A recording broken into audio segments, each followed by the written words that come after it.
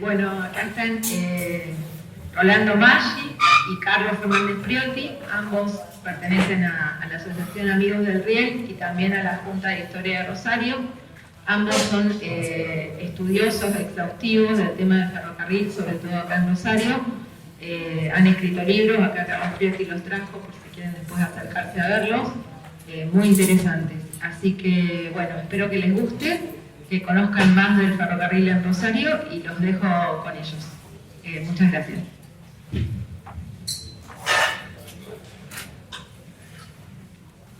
Bueno, buenas noches, buenas noches, por lo buenos días, todavía no me levanté.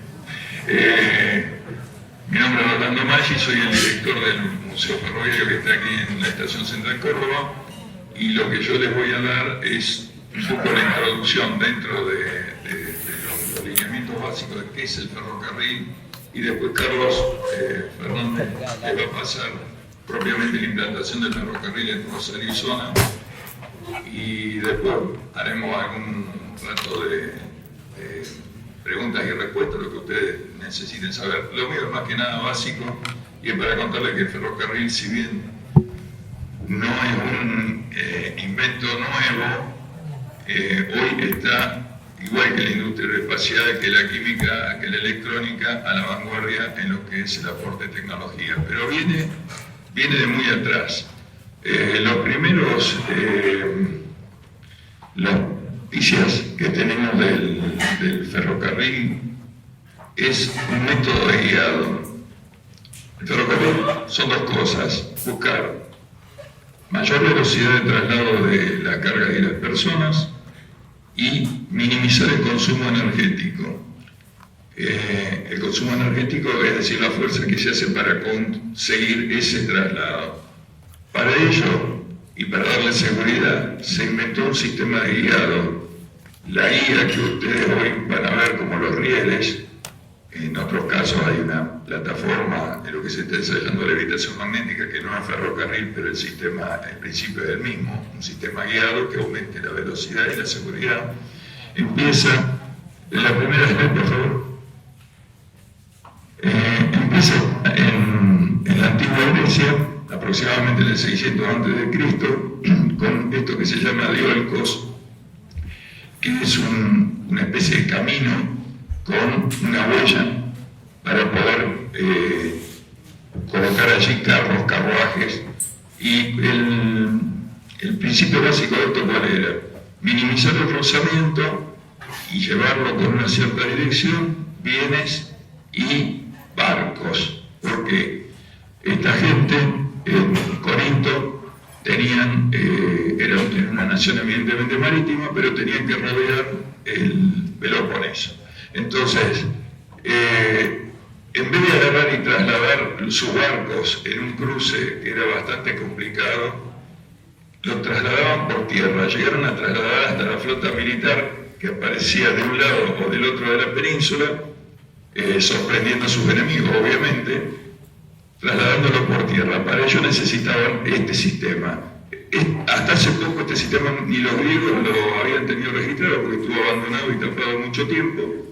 Bueno, ahora le ha ganado la primacía al pasar al diapositiva, por favor, al otro, que son las conocidas calzadas de las vías romanas, que muchas de ellas tenían un sistema de guiado, como se ve aquí, la guía para las ruedas de sus carruajes, que tuvieran mayor velocidad y que no descarrilaran. Fíjense que los muchachos ya hacían hasta los cruces peatonales pensando que pasen los vehículos y los humanos, ¿no? Es de tan buena factura que todavía existe. Estos dos principios, vamos a decir, de una tecnología neolítica, son el inicio. A partir de esto, y con objeto de sacar cargas, pasa a la próxima, se llegó el palocarril, como le dicen algunos, o silocarril, que se prolongó, aunque ustedes no lo crean, hasta el principio del siglo XX el uso, sobre todo en explotaciones madereras. ¿Por qué? Porque el sistema de guiado era con maderos. Se ponían guías de madera y, o como monorriel en el centro de la rueda, o con las ruedas calzadas sobre lo que serían los rieles. ¿Me pasa la próxima, por favor? Esto está conservado en el Museo Técnico de Berlín, y me decía Carlos Fernández Priotti que a principios del siglo XX vino a una gran exposición en Buenos Aires como material de exposición. Fíjense que acá ya sí hay una evolución a lo que conocemos hoy, que la rueda de pestaña, es decir, la rueda ferroviaria es una rueda de guía, no es una rueda con neumático como la que conocemos hoy. Este engendro que vemos aquí del siglo XVI era la mejor manera de resolver el traslado de bienes, empujado por humanos o en el mejor de los casos por caballos o bueyes, para transportar uno de los elementos fundamentales que era el carbón. Generalmente el ferrocarril siempre estuvo vinculado a áreas donde hubo una explotación de minerales. El caso del plomo, que era muy utilizado, el caso del carbón, siempre se fue sacando a partir, primero con cestos llevados por gente. Esto era un terrible trabajo. Entonces, este sistema de transporte guiado, empujado por hombres y luego por animales, fue muy bien recibido en la industria minera. Adelante. Bueno, pero también estuvo en la diversión. Fíjense que Luis XIV, el Rey Sol, en un palacio que era para la élite de la élite, en Marylebone, fue destruido después de la Revolución. Hizo que sus arquitectos paisajistas desarrollaran con el sistema del ferrocarril unos vehículos que podían transportarse por todo el parque usando la gravedad y el diseño de las subidas y bajadas de las colinas con la que había diseñado el castillo. O sea, tanto en lo lúdico para la gente de mucha plata, porque evidentemente un poderoso podía hacer una cosa de estas, como en la industria, el guiado fue algo básico. La próxima, por favor. Ya más adelante, en el mundillo de la minería, sobre todo en Inglaterra, en Gales, en Escocia, aparecen complejos como este, que son complejos mineros, que son una especie de población factorial, porque vive la gente, trabaja, se procesa, se tritura el mineral que se saca de las minas. Todo esto estaba vinculado con un sistema, adelante, de ya evolucionamos a unas vagonetas con rieles metálicos, que es algo parecido a lo que tenemos hoy, mucho más rústicos, empujadas en general por animales o por gravedad.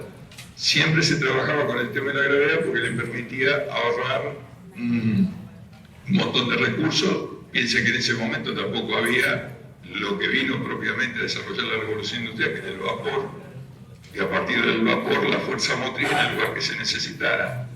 Para esto, uno de los grandes desarrollos que hubo, ustedes ven las plataformas, el tipo rústico de vías y demás, fue el desarrollo de circulación de vehículos exclusivamente con la fuerza de gravedad. Si ustedes ven una película, relativamente vieja, como Indiana Jones en el Templo de la Perdición, para ver unas escenas fabulosas donde circulan unas vagonetas mineras. Bueno, eso es para la ficción, pero en realidad muchas minas tenían sistemas como ese, donde lo principal que había que hacer era parar el vehículo. ¿Por qué? Porque acá entramos en el principio básico del ferrocarril moderno. Se consiguió ya la reducción del rozamiento. Esto permite que una vez que se rompe la inercia, ese vehículo que parece muy pesado con carga, se desplace solo. O cuando está traccionado, como ahora con una locomotora, una vez que rompe la inercia de la locomotora y consigue una cierta velocidad con un cierto empuje, minimiza el consumo de combustible y el esfuerzo, por lo tanto, invertido en mover esas cargas. La próxima.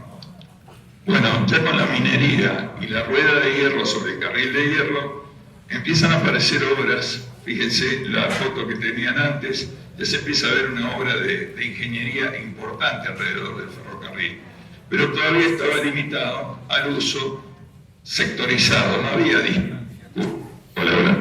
distancias importantes cubiertas con el ferrocarril. La próxima. Fíjense que esa mina que venía del siglo XVIII, siguió abierta hasta el fin del siglo XIX, con el mismo sistema antiguo que seguía trabajando. O sea, sobrevivió la motorización con el vapor y sin embargo se seguía usando sin uso de motores. Adelante. Bueno, pero a partir de Stephenson, a partir de la irrupción de la máquina del vapor, primero fija y después a partir de la demostración práctica, aparece ese pequeño artefacto que está con una chimenea al frente del tren, que es la locomotora. La inversión de la locomotora es una caldera móvil que a la vez genera fuerza mecánica para poder trasladar cada vez, fíjense, los vagones que tiene ese tren de minerales que están en la primera imagen, es prácticamente el diseño de la vagoneta que se usaba en la mina empujada a mano. Sin embargo, ya la locomotora permite aumentar el tamaño de los vehículos y el tamaño del tren que se trasladaba. Entonces empieza a aparecer lo que es propiamente el boom de la revolución industrial. Y asociado a esto empieza la construcción de miles de kilómetros de vía que no se detuvo nunca hasta en este momento nuestra vida en el planeta, que todavía se sigue extendiendo. Adelante. Y también aparecen obras portentosas. La estación esta en Edgehill, fíjense del ferrocarril Liverpool y Manchester, uno de los más viejos. Fíjense en 1827 la obra que se está construyendo. Esto fue el inicio verdadero de esa gran expansión de la revolución industrial que alcanzó el planeta. A partir de la invención de la locomotora, el ferrocarril se empieza a hacer popular, empieza a viajar gente entre las ciudades y empieza a viajar gran cantidad de mercadería, lo cual permite desarrollar también estas grandes obras en distintos lugares que hasta ese momento no tenían industria. La próxima. Fíjense lo que era una inauguración de esa estación hecha toda de niveles. Fíjense la inversión de dinero que pusieron en ese momento. Acá había calderas fijas, pasaban las locomotoras, había lugares de mantenimiento. Todo empieza a expandirse. La próxima. En 1930, antes de la guerra, ese mismo lugar estaba en estas condiciones. Ya se había agregado un sistema de señales, no sé si lo alcanzan a ver allí, iluminación, el lugar estaba activo, pero bueno, ahora dicen pasaron cosas, pasó la guerra y adelante. Ese arco magnífico que se ve allí forma parte del mismo conjunto. La próxima. Fíjense lo que fueron las fiestas para la inauguración de unas obras portentosas. Adelante. Pero hoy está así y está en lugar de reserva arqueológica. Fíjense el nivel de obras que fueron abandonadas, superadas por obras mayores y por nada más y nada menos que la guerra. La próxima. Bueno, eso era como para que tengan una idea. Esto que está acá, un esquema tan sencillo, es una estación de trenes. Por un lado tenemos el ferrocarril, que es la rueda sobre el riel, la minimización de la fricción, es decir, un principio de funcionamiento totalmente opuesto a lo que es el automotor. El automotor logra moverse por la adherencia de las cubiertas sobre el pavimento, es decir, tiene que multiplicar esa fuerza adherente. En el caso del ferrocarril, eso lo necesita solo para romper la inercia. A partir de allí, se empieza a trabajar el tema de las velocidades. Y en cuanto a la infraestructura, aquí está lo básico. O sea, tenemos una estación que es la parada, un sistema de señalización, una vía principal, una vía de desvío para poder, en el caso de la vía simple, poder hacer el cruce de los trenes que van en un sentido y otro. Esto es lo básico. Desde aquí a, no sé qué les podría decir, la estación de Bolonia, que en una estación tiene 34 andenes subterráneos para la alta velocidad, y 3 subestaciones a la central, una al este y una al oeste, de otra treintena de vías cada una. Imagínense para manejar eso lo que se necesita. Pero básicamente el principio es el mismo. Los carriles, los cambios de vía, la rueda de pestaña para guiar y cada vez en ese lugar ínfimo que es el contacto de la rueda con el riel, que es mínimo, obtener mayores velocidades. Esas velocidades que se aplican tanto al pasajero como a la carga. Adelante. Y ahora les voy a mostrar un poquito la evolución de la vía. Fíjense, hubo rieles directamente atornillados a la piedra. Lo que ven ahí son piedras que que se estabilizaba el piso, se le daba una cierta planura, una planitud, y se atornillaban los rieles. Adelante. Ya más evolucionado, fíjense ese riel que parece una especie de curvas hacia abajo para darle más resistencia. En vez de durmientes se usaban estos bloques de piedra, también con el mismo objeto, mantener el ancho de vía constante y mantener la vía horizontal lo mejor posible, porque eso era lo que permitía trasladar sin sobresalto las cargas. La próxima. Esto es de 1830, otro sistema parecido, aquí también con un sistema de fijación sobre piedra. Adelante.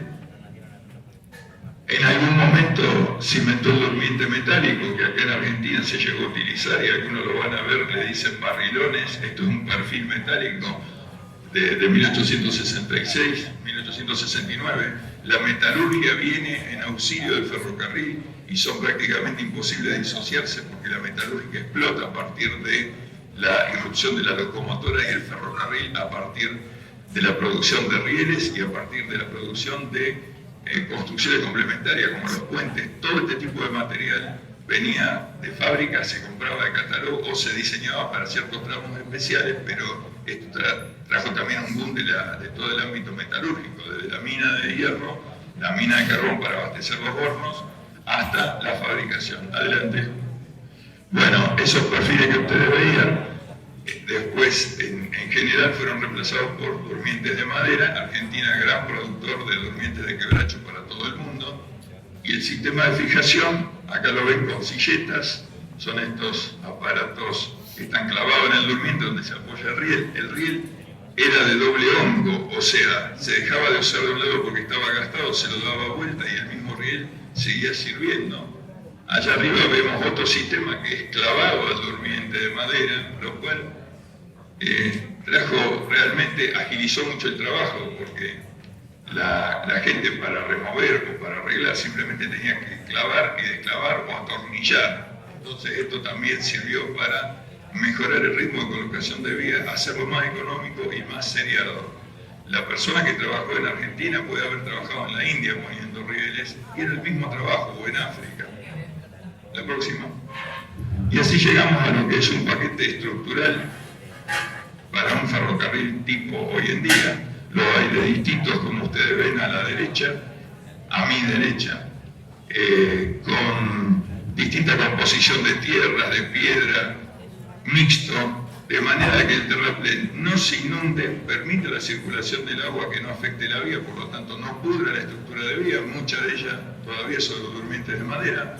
Ahora hay mucho que ya está instalado sobre durmientes de hormigón. En algunos lugares se ha vuelto a usar el durmiente metálico, aquel que vimos los perfiles.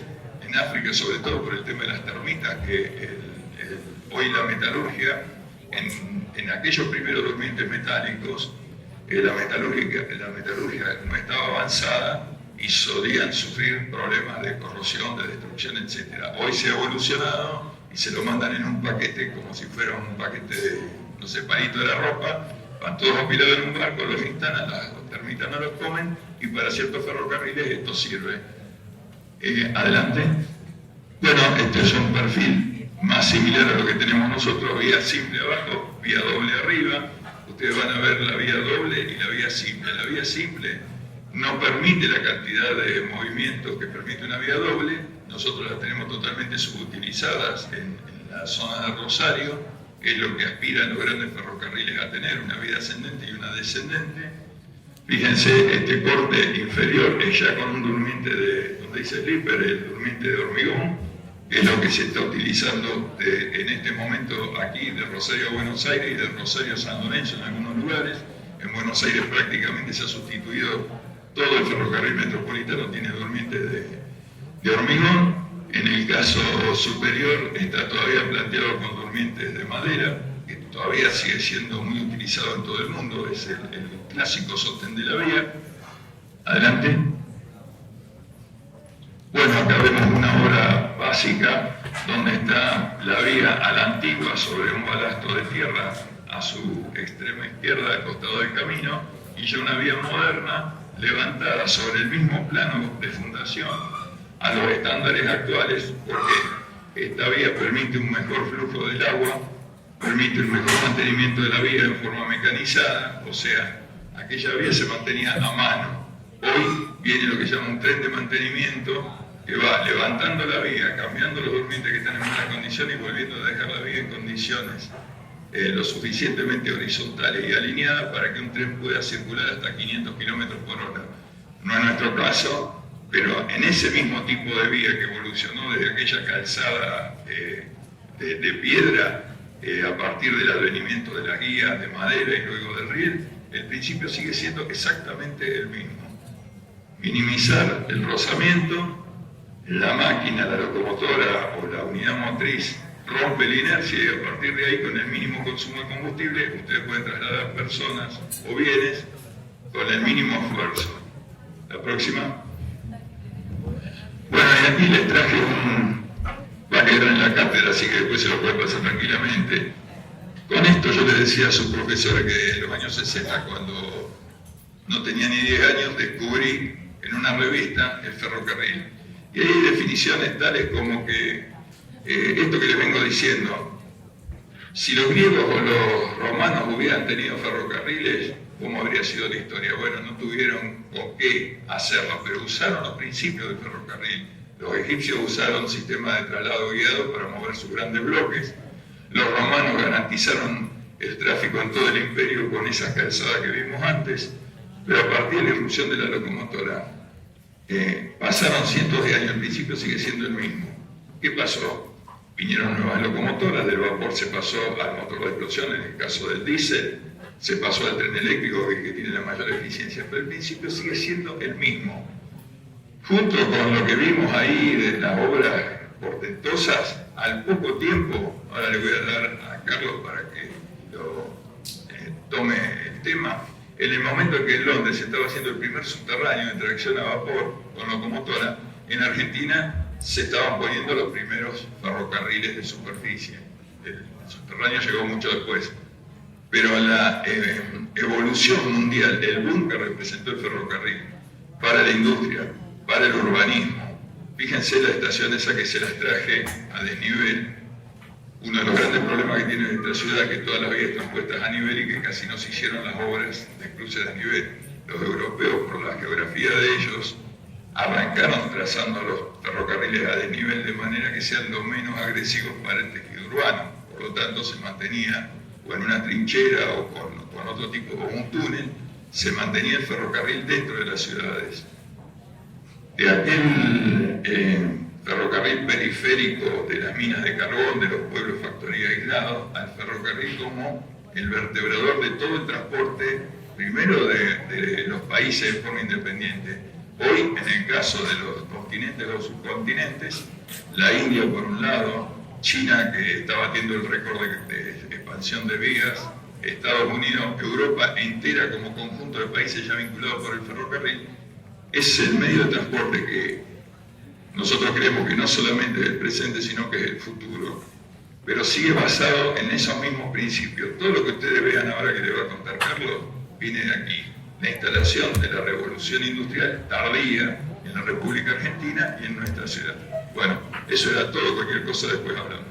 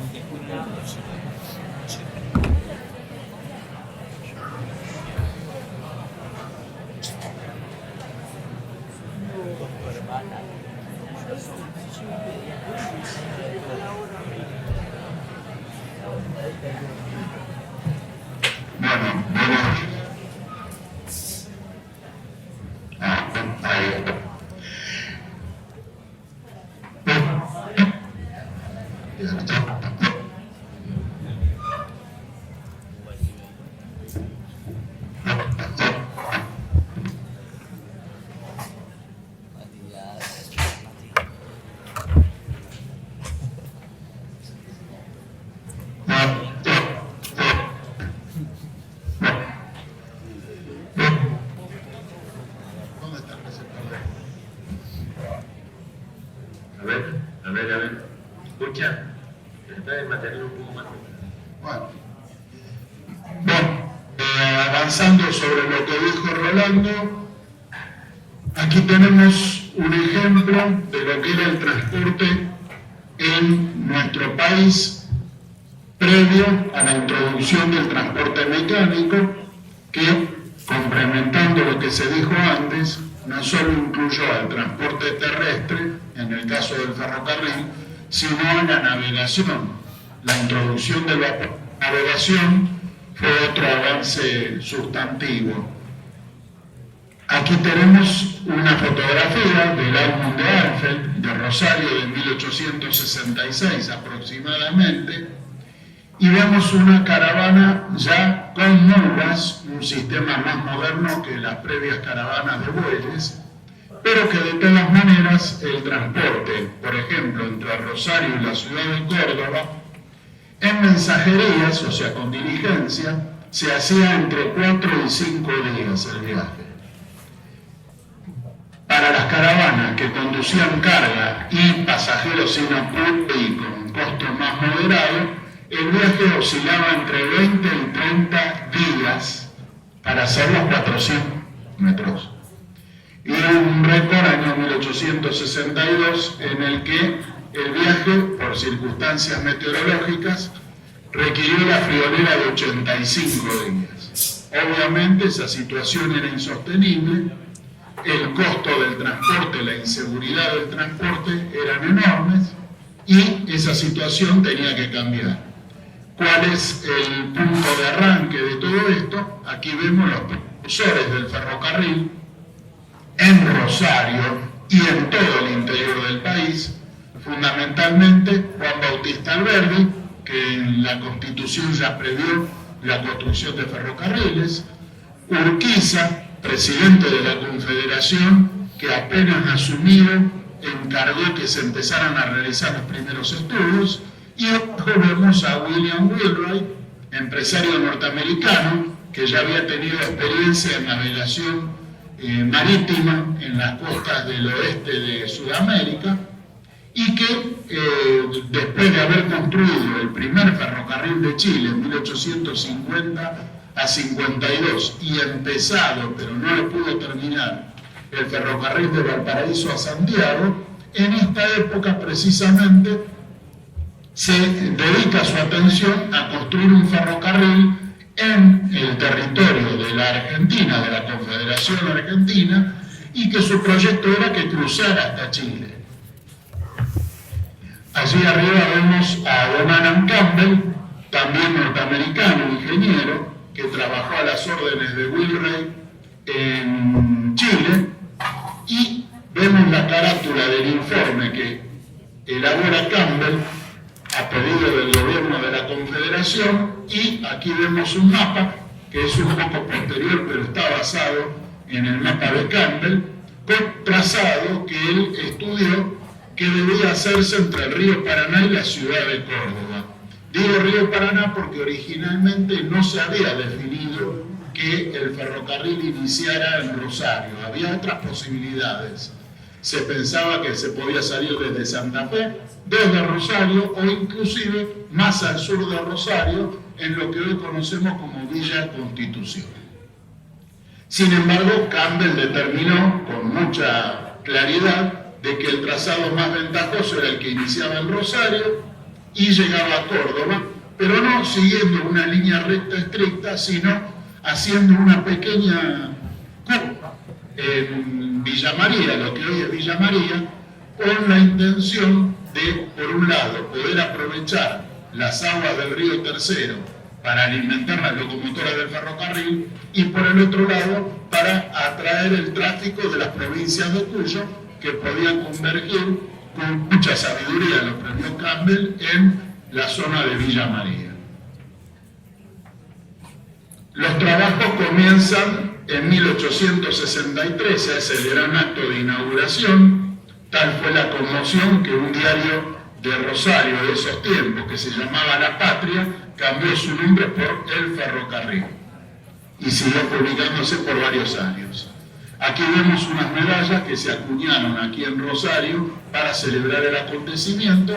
Estuvo presente el entonces ya presidente Bartolomé Mitre y también, por supuesto, William Wheelwright, que iba a ser el que iba a llevar adelante la construcción del ferrocarril.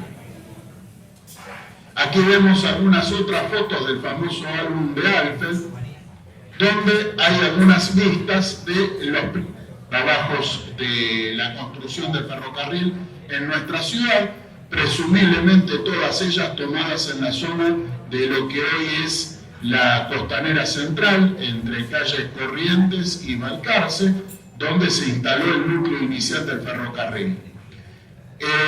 La que es más reconocible fotografía y que nos orienta para datar esa imagen es que justo ahí en esa imagen se está viendo que está empezando a montarse la primera locomotora que se utilizó en el ferrocarril, que por esas vueltas de la vida no fue una locomotora prevista para aquí, para este ferrocarril, sino que Wheelwright la trajo prestada de Buenos Aires. Cuando llegaron las locomotoras encargadas definitivamente, esta locomotora se devolvió a Buenos Aires.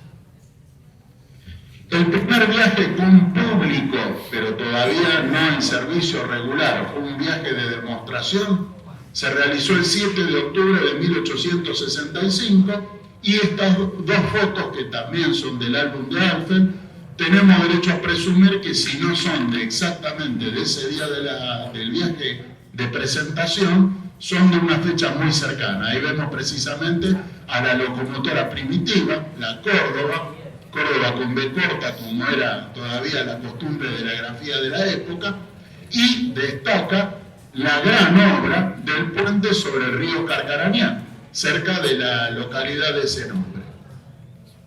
Fue el primer puente ferroviario y de cualquier tipo de gran importancia de todo el país, para destacar lo que fue la significación de la construcción. Bueno, la construcción del ferrocarril fue avanzando, se fue abriendo por etapas. La primera, el 1 de mayo de 1866, entre Rosario y Tortugas, y en mayo de 1870 se completa la construcción del ferrocarril, inaugurándose en toda su extensión hasta la ciudad de Córdoba. Eran 396 kilómetros de línea, que para que tengamos en cuenta la magnitud de lo que fue esa obra en su momento, todos los ferrocarriles que salían de la ciudad de Buenos Aires en esa misma fecha apenas alcanzaban la mitad de los 400 kilómetros que ya tenía el Central Argentino.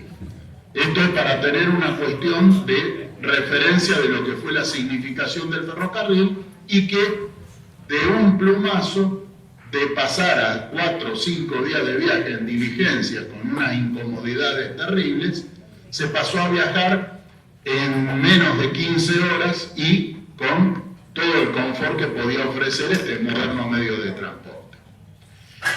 Allí vemos una fotografía, lamentablemente no hay imágenes originales de la época de inauguración, pero lo que fue la primera estación de la ciudad de Rosario, edificio que todavía hoy, afortunadísimamente, hoy todavía se conserva. Lo pueden ver en calle España y El Río. Hoy hay un restaurante, hay una parrilla.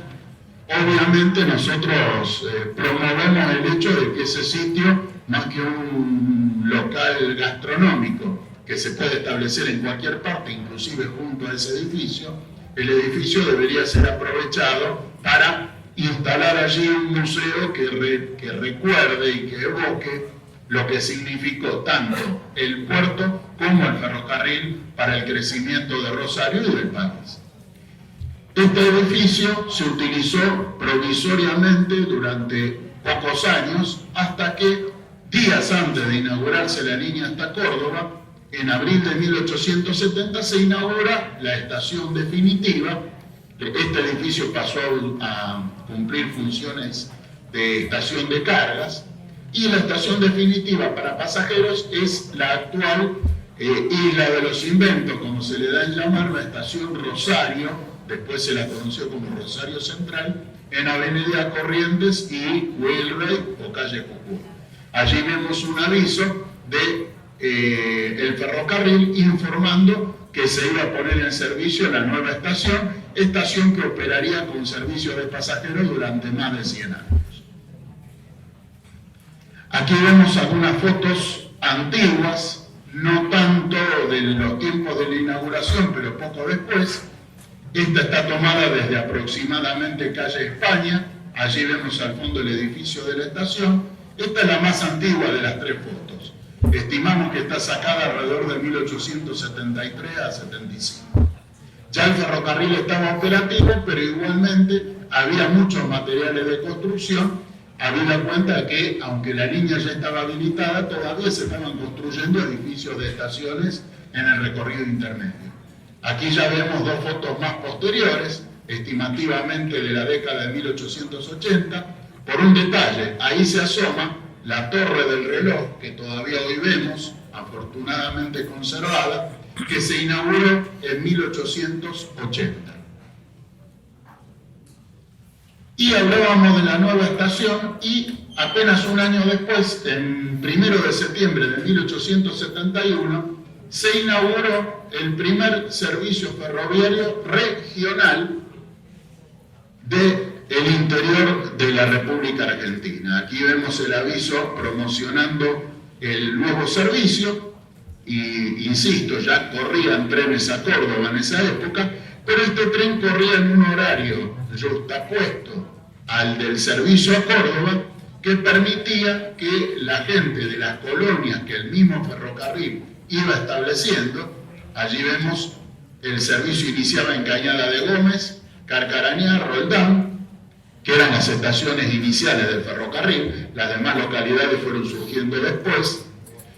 Venía a la mañana hacia Rosario, en oposición al tren a Córdoba que salía a primera hora de la mañana hacia el interior, y regresaba a la tarde, cosa que permitía tanto el movimiento de gente de las colonias que venía a hacer las compras a Rosario, como el transporte de cargas de corto recorrido, a diferencia de lo que se conducía en el tren de larga distancia. Y aquí vemos una foto de la estación Carcarañá Este, se llamaban en su momento, es la actual estación Carcarañá. Lo que pasa que la denominación es original es porque también existió una estación Carcarañá Oeste del otro lado del río, que hoy ya no existe y fue reemplazada por la estación Correa, desplazada de ubicación. Y el desarrollo se empezó a precipitar. En 1879 se creó una sociedad anónima en Rosario para construir el primer elevador de granos de toda Latinoamérica. Este elevador fue inaugurado en 1881. Esta foto está tomada el día de la inauguración. Allá al fondo, en el segundísimo plano, se observa la estación Rosario Central. Obviamente el elevador estaba a la altura de calle Balcarce y el río, y ya contaba con un desvío del ferrocarril para la descarga de los cereales. Tanta fue la significación de esa construcción que inclusive el Banco de la provincia de Santa Fe sacó un billete utilizando esta foto para el grabado, y allí vemos a este caballero, don Carlos Casado de la Lizar, español de nacimiento pero rosarino por adopción, que fue el impulsor de muchísimas iniciativas aquí en Rosario y del cual vamos a oír hablar bastante en esta exposición. Precisamente Carlos Casado, muy poco después, en 1881, cuando se estaba inaugurando el elevador, propone al gobierno provincial y se le da una concesión para construir un ferrocarril desde Rosario hacia la colonia Candelaria, que era una colonia que Casado había establecido una década antes en lo que hoy es la ciudad de Casilda. Dicho sea de paso, doña Casilda era la mamá de Carlos Casado. Y el ferrocarril empieza a construirse rápidamente y se inaugura la primera sección de Rosario a Casilda en 1883. Aquí vemos tres fotografías: la estación de Rosario del ferrocarril oeste santafesino, el edificio, lo único que hoy subsiste, un poco cambiado de fisonomía, que está en lo que hoy es el Parque Urquiza. Allí vemos el frente de la estación sobre calle Chacabuco, y aquí otra foto en otro ángulo visto desde el norte con un tren recién arribado desde Casilda. Este ferrocarril tuvo mucha importancia para el sur de Santa Fe y para Rosario también. Inicialmente construye una bajada al río. Aquí vemos una fotografía de aproximadamente 1889, en lo que podemos ver claramente, allá está la estación, en lo que hoy es el Parque Urquiza. Aquí bajaba esta vía, la pendiente era muy grande, por lo cual los vagones que se bajaban y subían se hacían mediante un cabrestante a vapor. Y allí vemos el mismo muelle que se ve aquí, con un buque, en este caso un buque que tiene bandera imperial alemana, descargando caños para una instalación de aguas corrientes, probablemente en alguna localidad. Este sitio, que aquí vemos al pie del agua, hoy está parcialmente ornamentado por esta construcción. La construcción en sí la hizo el Oeste Santafesino años después para resolver problemas de erosión que había ahí en ese sector, y que en los años 40 fue ornamentado con la hermosa escultura bajo relieve del Sembrador, que homenajea a la primera exportación masiva de trigo de la República Argentina, que se realizó precisamente muy cerca de aquí, antes de que estuviera el ferrocarril, en el año 1878. Pero también el Oeste Santafesino tuvo otras construcciones en nuestra ciudad. Esta foto es en un lugar que es prácticamente irreconocible. Acá estamos a la altura aproximadamente de calle San Luis, y esto sería la bajada de la Avenida Libertad. Ustedes ven la bajada de la Avenida de la Libertad, ven que tiene un trazado sinuoso, pero con una pendiente suave. Es porque por ahí el ferrocarril Oeste Santafesino instaló una vía que descendía desde la estación Rosario a los muelles antiguos que había desde aproximadamente calle Córdoba hacia el norte. Aquí vemos la vía discurriendo por el sector, y allí ya vemos la instalación de la usina del gas, que estaba justo enfrente de donde hoy está el Consejo Municipal, 1 de Mayo y Córdoba, y aquí vemos instalaciones de los muelles de la Compañía del Gas, y más allá seguían otros muelles de diversos tipos. También el Oeste Santafesino tuvo un ramal que conectaba con el Ferrocarril Central Argentino. El ramal se tendió desde Avenida Pellegrini, actual Avenida Pellegrini, y calle Pueyrredón. Tengamos en cuenta que los trenes del Oeste Santafesino originalmente salían por lo que hoy es Avenida Pellegrini. Las vías estuvieron varios años allí instaladas, y había un empalme en la zona del Parque Independencia, y había una vía que se dirigía hacia el norte, por lo que hoy es calle Pueyrredón, y llegaba a conectarse con el Ferrocarril Central Argentino. Así fue que se creó de manera intencional por Carlos Casado la primera circunvalación ferroviaria de Rosario, que permitía que vagones del Central Argentino pudieran venir a descargar a los muelles de la zona baja de Rosario, porque todavía no existía el túnel que después se construyó y ahora lo vamos a ver. Aquí tenemos un plano de Rosario, un mapa, más bien, 1884, observamos la traza original del Ferrocarril Central Argentino, todavía no había ninguna estación fuera de la estación cabecera en Avenida Corrientes y Huelva, y en línea de trazo tenemos el Oeste Santafesino, su estación en el actual Parque Urquiza, el ramal que bajaba a la aduana, la salida a Casilda. Todo este tramo es la Avenida Pellegrini, y todo este tramo aquí es Avenida Godoy o Avenida Presidente Perón, me actualizo un poco, y aquí vemos el ramal por calle Pueyrredón que conectaba con el Central Argentino. Pero la década de 1880 trajo muchísimos avances, muchos cambios. Contra lo que cree la mayoría de la gente, En realidad el primer ferrocarril de Rosario no nos conectó con Buenos Aires, como ya lo expliqué. El primer ferrocarril fue con Córdoba. ¿Por qué no había ferrocarril por Buenos Aires y no lo hubo por casi 20 años? Porque sencillamente por el río había un importantísimo tráfico fluvial. Vapores que iban y venían permanentemente y se podía viajar con gran comodidad para la época desde Buenos Aires a Rosario en un día y medio. Comparado con lo que era una diligencia que demoraba 3 o 4 días, las ventajas eran insustituibles. Y en ese momento, obviamente, todavía en esa etapa primitiva del desarrollo del país, no había justificación para construir un ferrocarril entre Buenos Aires y Rosario. Por lo cual, hasta 1886, hubo 2 redes ferroviarias distintas en la Argentina. Una que arrancaba desde Buenos Aires y se introducía todavía en la primera parte de la provincia de Buenos Aires, y teníamos una red ferroviaria gigantesca que partía desde Rosario y con la cual ya en 1886 se podía llegar hasta Metán en la provincia de Salta o hasta Mendoza y San Juan en las provincias de Cuyo. Como se darán cuenta, la extensión era muchísimo mayor.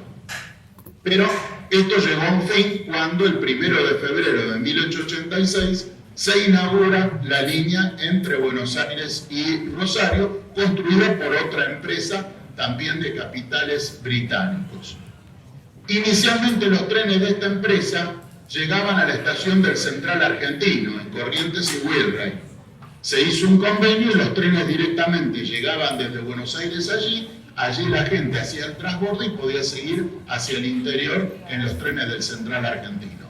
De todas maneras, tiempo después, en 1889, el ferrocarril, apropiadamente llamado de Buenos Aires y Rosario, inaugura su estación, que es la actual Rosario Norte, con poquísimos cambios. Aquí tenemos una vista interior de esa época.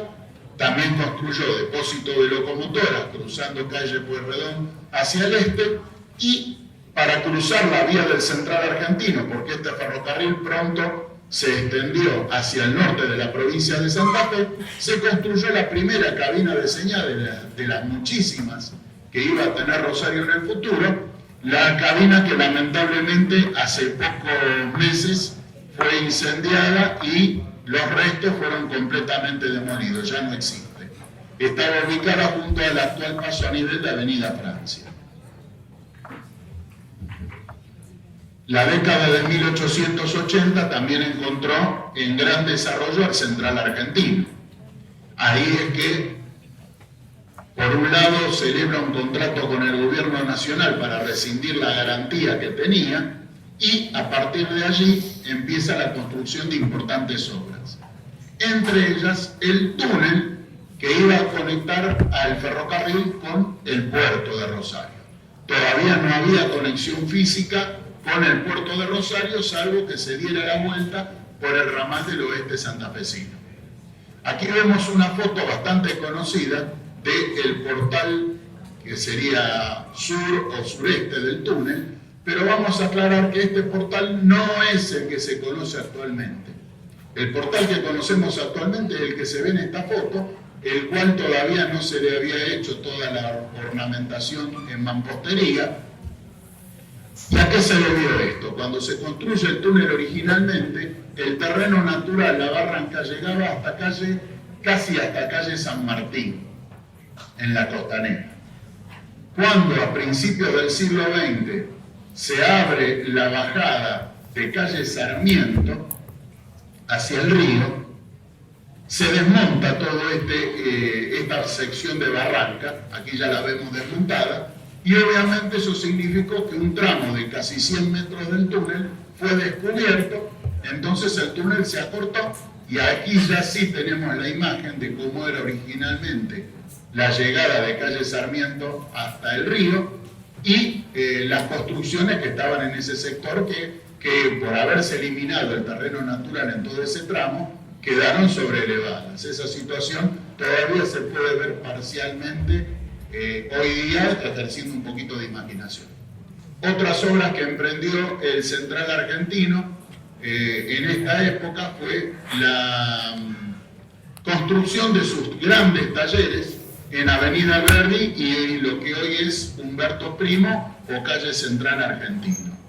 Esos talleres sustituyeron a los talleres originales del Central Argentino que estaban en el sector original de su estación entre calles Corrientes y Balcarce.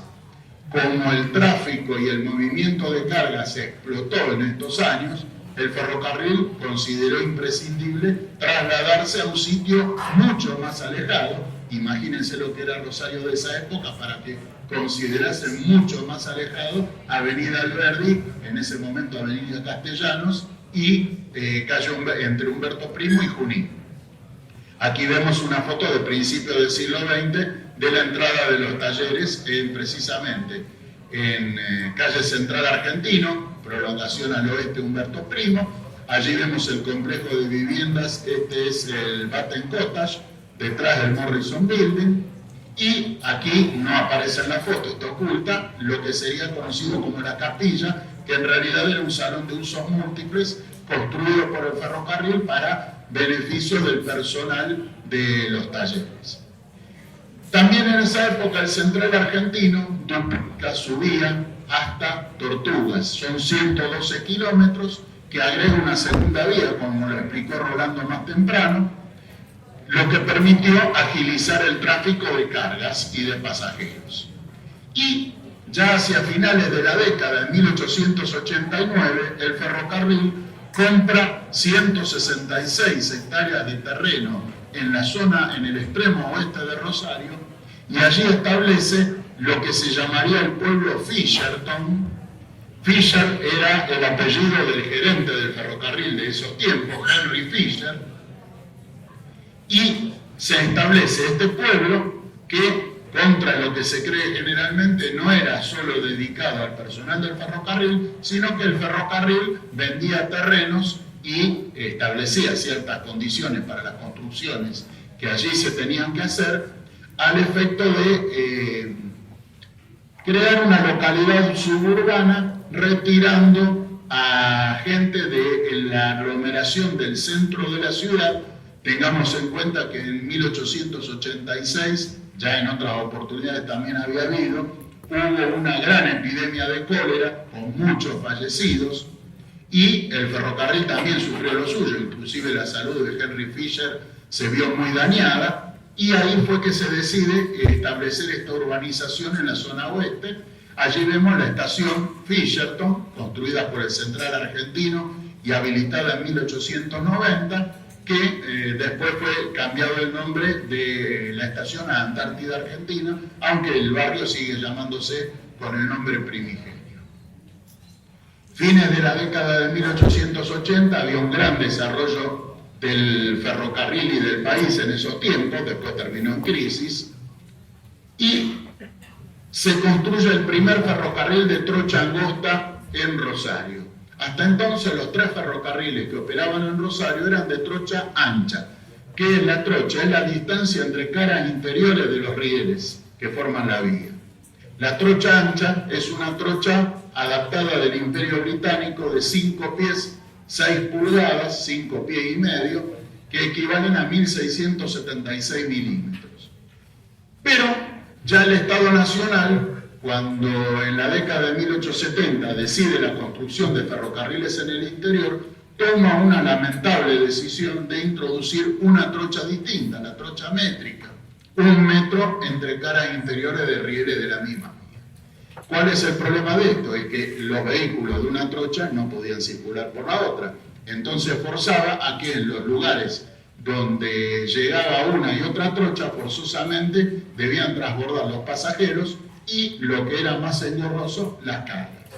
Esto generó un problema que lamentablemente hipotecó el futuro de los ferrocarriles y que seguimos sufriendo hoy día. Bien, en 1889 comienza a construirse un ferrocarril que iba a conectar Rosario con Córdoba. Se van a preguntar, pero ya teníamos un ferrocarril entre Rosario y Córdoba. Bueno, esto fue parte de la tendencia también lamentable que hubo en el país de empresas ferroviarias compitiendo entre ciudades principales fundamentalmente, y que tendría casos aún más extremos.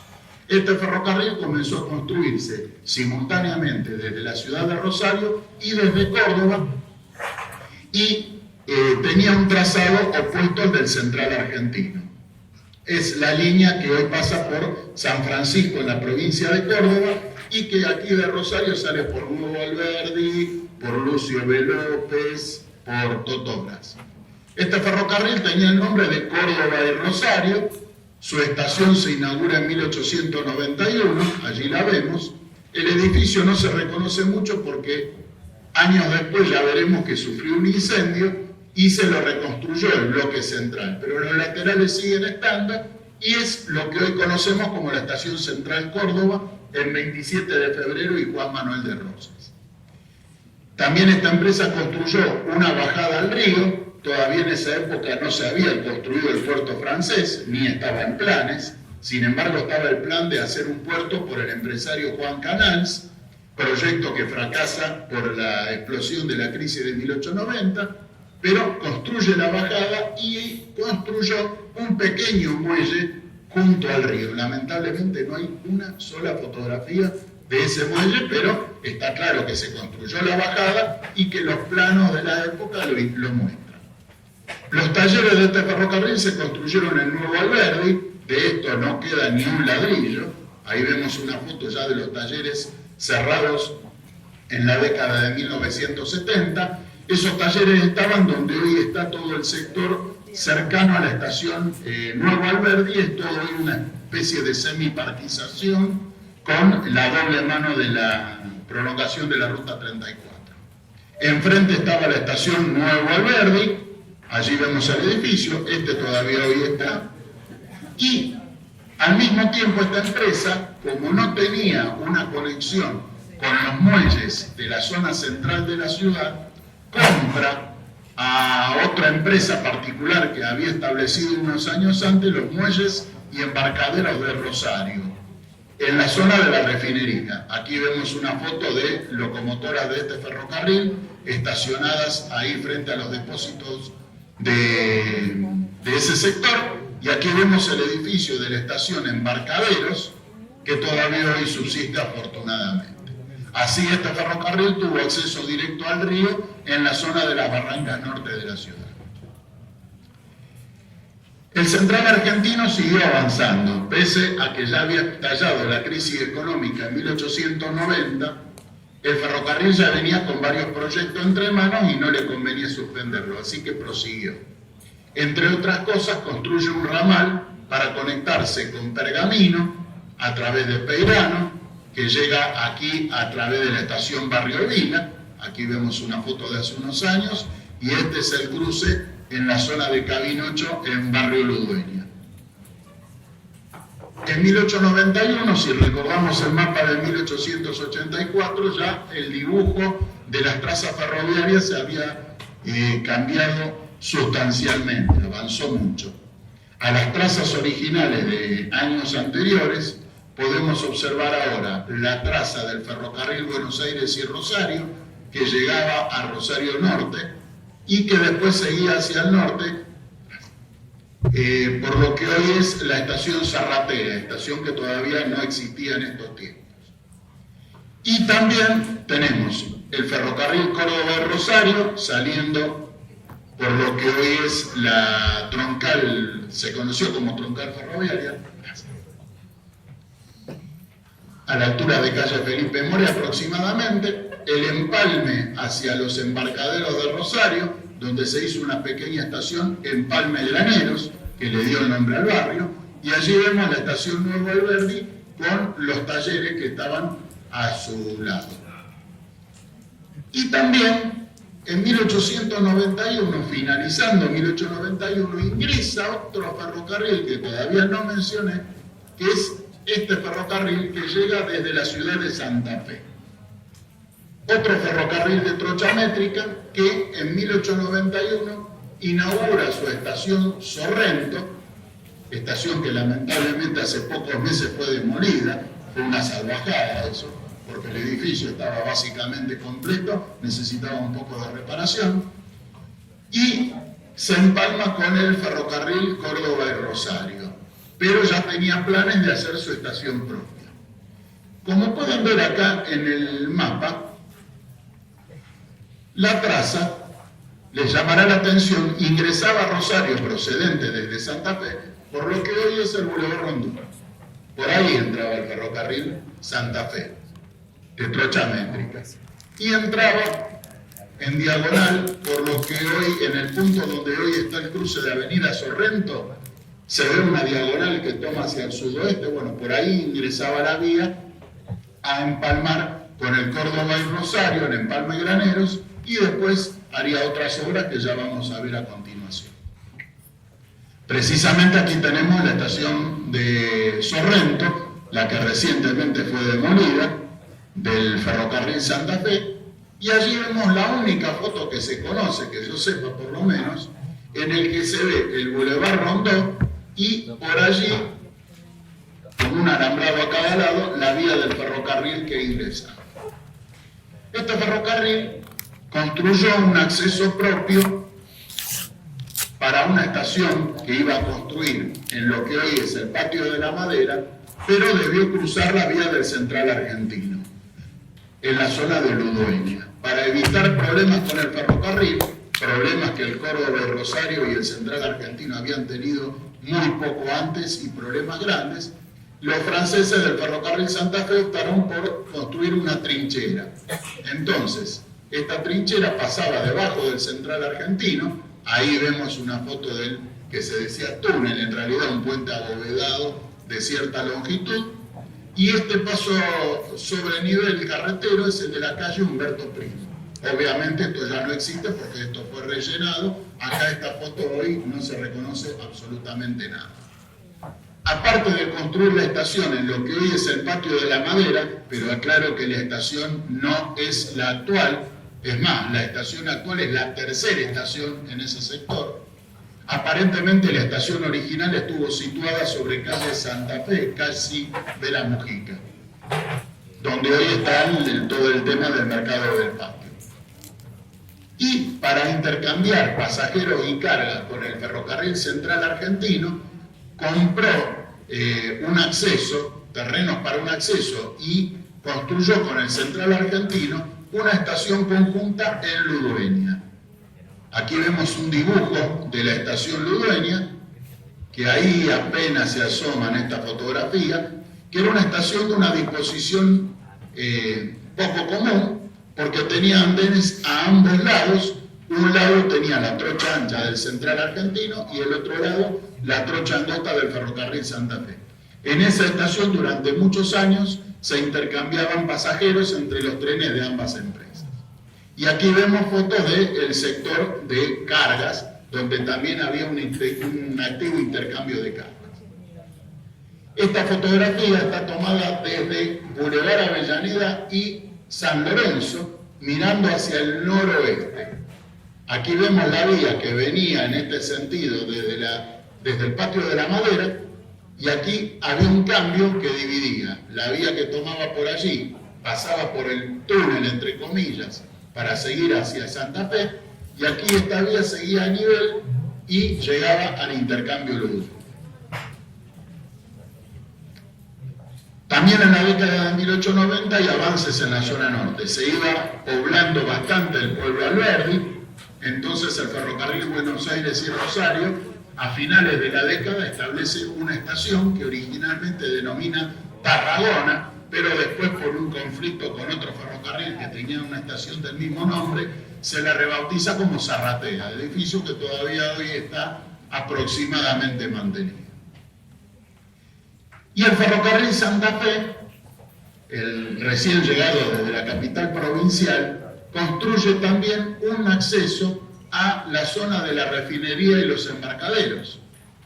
Lo construye desde su estación Sorrento, que aquí vemos, y se pone paralelo a otras dos vías que ya existían, vías, la original de trocha ancha del ferrocarril Buenos Aires y Rosario, y la vía del Córdoba y Rosario, que salía de Empalme Graneros y también iba a los embarcaderos. Así que se dio la situación en que había tres vías paralelas, y eso es lo que da el origen y la denominación a lo que es las tres vías en la zona norte del Rosario. Aquí vemos una foto del paso a nivel de una de las 3 vías. Esto es Avenida Alberdi, aproximadamente entre French y Gorriti, donde hoy hay un supermercado acá de La Gallega. Esto mira hacia el este. Aquí estaría la Iglesia Perpetuo Socorro aproximadamente. Y aquí vemos la vía de trocha métrica del Córdoba y Rosario. Allí se ve la vía y hay vagones estacionados de trocha ancha. Y más a la izquierda había la tercera vía, la del ferrocarril Santa Fe. Aquí está la refinería en su disposición original. Después los edificios fueron muy ampliados. Esto es la calle Iriondo. Y esto dio origen a una zona industrial con muchísimo movimiento ferroviario. Este mapa muestra aproximadamente en la década de 1930 la complejidad que llegó a tener el sector de las 3 vías.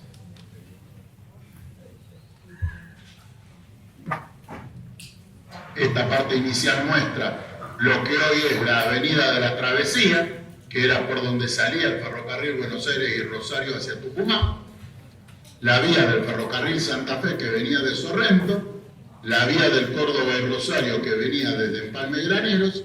Esta es la Avenida Alberdi, este es el Boulevard Avellaneda y este es el otro sector entre Boulevard Avellaneda y el río.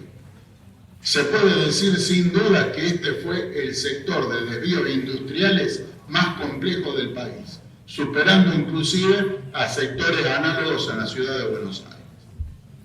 Llegó a haber aproximadamente una veintena de desvíos a distintos depósitos, galpones y fábricas de diverso tipo. Algunos de ellos eran bitrocha, porque tenían que entrar vehículos tanto de trocha métrica como de trocha ancha. Entre tanto, a finales del siglo XIX, en 1899, fallece en Rosario Carlos Casado, el que fue el factotum y nervio motor del ferrocarril oeste santafesino. El ferrocarril ya venía en gravísimos problemas económicos a partir de la crisis de 1890. El ferrocarril se había expandido muchísimo y para hacerlo se había pedido plata a Inglaterra y obviamente cuando explota la crisis la empresa se queda sin una parte importantísima de entradas y por otra parte el crecimiento de la zona disminuyó, con lo cual la empresa entró en un quebranto permanente, cosa que pudo evitar mientras estuvo vivo Carlos Casado, pero en 1899 Casado desaparece de la escena y en 1900 el Ferrocarril Central Argentino compra al oeste santafesino y lo integra a su red. ¿Qué es lo que hace el Central Argentino en primera medida? La Municipalidad de Rosario ya hace muchos años reclamaba que le levantaran la vía que salía por la Avenida Pellegrini y por el Parque Independencia y lo que después fue la Avenida Godoy y hoy Presidente Perón. Cuando compra el Central Argentino, ahí entra plata fresca y se puede construir una línea variante, como se llama, para que permitiese levantar tanto la vía por Avenida Pellegrini como el ramal de calle Pueyrredón. La vía se construye por la zona suroeste de Rosario, saliendo del predio del Parque Urquiza. Aquí vemos un puente que se construye muchos años después, esto no es de 1900, ya vamos a explicar cuándo se hace esta bajada de Avenida Pellegrini en 1937, pero este pilar central, rodeado de mampostería posteriormente, todavía hoy subsiste. Si ustedes le prestan atención en la subida o bajada de Avenida Pellegrini, van a ver ese pilar en el medio que mucha lógica no tiene. Bueno, esa es la razón de ser, sostenía este puente. Y también se construye un nuevo empalme con la variante y las vías a Casilda. Principios del siglo XX se realiza la primer gran obra ferrourbanística de Rosario, el pasaje Celedonio Escanada, mal llamado túnel Escalada. Este cruce, aquí lo vemos ya en su trazado definitivo, permitió levantar este antiguo paso a nivel que venía desde Avenida Ovidio Lagos y del Valle y cruzaba hacia la zona de la refinería. Aquí vemos la única foto que se conoce donde se ve tangencialmente el paso a nivel. Era una zona que tenía muchísimo tráfico ferroviario y también mucho tráfico carretero, permanentes accidentes en ese sector. Se construye el pasaje, estas son fotos de aproximadamente la época de su inauguración. Fue la primer gran obra ferrourbanística de Rosario que lamentablemente en el futuro no sería replicada. Nos quedamos en esta gran obra y después Rosario se congeló en esta materia y ya lo vamos a hablar. Entre tanto, en 1902, por decisión del presidente Roca en su segunda presidencia, se licita y se comienza a construir el gran puerto de Rosario, que reemplazó a todos los muelles pequeños que había precedentemente. Aquí vemos dos vistas del puerto ya en operación, aproximadamente año 1910. Esta foto es lo que hoy es el Canal 5, este sector. Allí vemos la cúpula y las torres de la catedral. Y este puerto, por su magnitud y por el movimiento de tráfico que iba a tener, constituyó una red ferroviaria que por sí ya merecería la calificación de ferrocarril propio, porque llegó a tener aproximadamente 60 kilómetros de vía, la mayor parte de ellas construida en vía de 3 rieles, como se ve ahí bien claramente, 3 rieles que eran para que pudieran ingresar vehículos de trocha ancha y de trocha angosta, e inclusive operarlos simultáneamente, como aquí se ve con una locomotora del puerto remolcándolos. Aquí llegamos en 1906 con la introducción de nuevos ferrocarriles. Aquí vemos la salida de la variante Matadero del ex oeste santafesino. Ya se había levantado la vía por Godoy, presidente Perón, y por Pellegrini. Tenemos el ferrocarril Santa Fe con la nueva entrada hasta lo que hoy es el Patio de la Madera, pero iba a seguir habiendo novedades porque el país, ya recuperado de la de 1890, estaba retomando un crecimiento realmente importante. Llega otro ferrocarril de trocha angosta a Rosario. Este ferrocarril venía desde la ciudad de Buenos Aires y su intención era de conectar la red de trocha métrica que venía de todo el norte del país y llegaba a Rosario, conectarla con la ciudad de Buenos Aires. Este ferrocarril tenía el largo nombre de Compañía General de Ferrocarriles en la provincia de Buenos Aires. Aquí vemos una fotografía de su estación terminal, que todavía hoy está casi intacta, es la sede del destacamento móvil de Gendarmería Nacional. Esto es Avenida San Martín, entre Rueda y Virasoro. Aquí vemos una foto de la parte posterior de la estación. Esta foto está tomada desde el asilo del Buen Pastor, y allí vemos al fondo la planta alta del Hospital Italiano. Aquí vemos la estación de pasajeros y ahí un galpón de carga que también se conserva al día de hoy. Y este mapa muestra aproximadamente la disposición de las estaciones y de las vías, tanto de la estación original y zona de vías del ferrocarril Córdoba y Rosario, como del nuevo Compañía General, que interconectaban vías allí. El proyecto de la Compañía General de Buenos Aires era muy ambicioso porque, aparte de conectar con las redes de trocha métrica del norte del país, también tenía el objetivo de hacer un acceso al puerto de Rosario, que estaba en ese momento en plena construcción. Para ello construye una estación en la zona sur, estación que ahí vemos en plena construcción y aquí ya la vemos casi terminada, estación La Bajada, haciendo alusión a la bajada que se construyó para llegar al puerto. Lamentablemente ese edificio ya no existe, ya vamos a ver una foto de cómo terminó. Y junto a él también se construyó un gran depósito de locomotoras. Todo este complejo está aproximadamente en lo que hoy es Avenida Presidente Uriburu y calle Ayacucho, aproximadamente.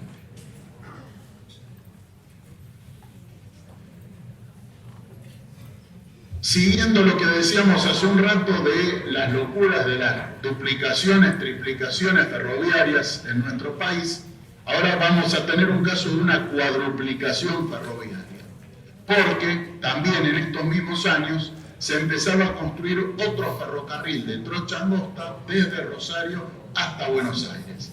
Este sería el ferrocarril Central Córdoba, extensión a Buenos Aires, que era, como lo dice claramente su nombre, una extensión de la línea que venía del norte del país por Córdoba y San Francisco y que pretendía llegar directamente a la capital federal. Esta línea se fue habilitando por etapas desde 1909 hasta 1912. No construyó estación terminal en Rosario porque la compartía con el ferrocarril Córdoba-Rosario en 27 de febrero y Juan Manuel de Rosas, pero sí construyó una estación en la zona sur, que es esta que vemos aquí, originalmente denominada UME por los contratistas del ferrocarril, británicos, ellos escoceses, y que después se rebautizó como Estación El Gaucho, que todavía subsiste. También construyó una trinchera, que todavía hoy se conoce como la Vía Honda, para pasar por debajo de la variante Matadero del Central Argentino, ex oeste santafesino. Y en la zona oeste construyó una playa de maniobras y un depósito de locomotoras en lo que hoy se conoce como el Triángulo.